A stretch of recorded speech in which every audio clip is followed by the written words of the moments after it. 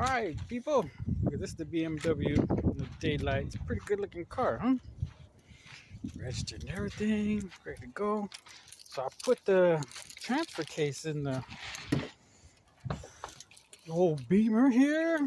And then I took it for a test drive. It's not that bad. We're a little worn out seats, but some seat covers will take care of that. Starts up, sounds good. Got some lights on the dash here. That's supposed to be that transfer case motor. I had a lack of power on this thing before. It went into limp mode.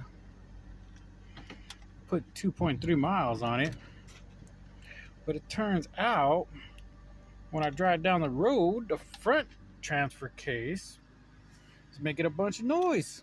So now I gotta replace the front transfer case. The differential. Might just take it off. I think I'm just gonna put it to two-wheel drive.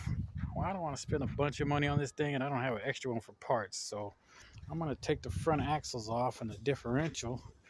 Call it a day. I don't go up in the snow much, so I don't need to do anything with cruise in it. It's a nice looking car on the outside. I said the inside needs to be cleaned up. Got my whole collection of cars here. Got my motorcycle. Needs registration.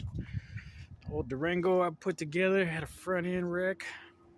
Mustang SN95. I just keep that because you know those things are bad as hell. It's got a V6.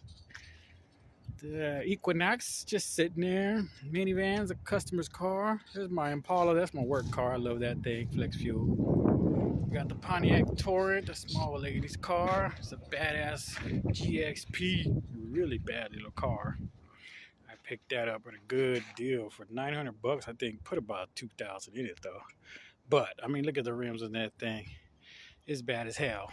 Got my Chrysler, my truck, all kinds of stuff out here. So I got a bunch of projects to play with.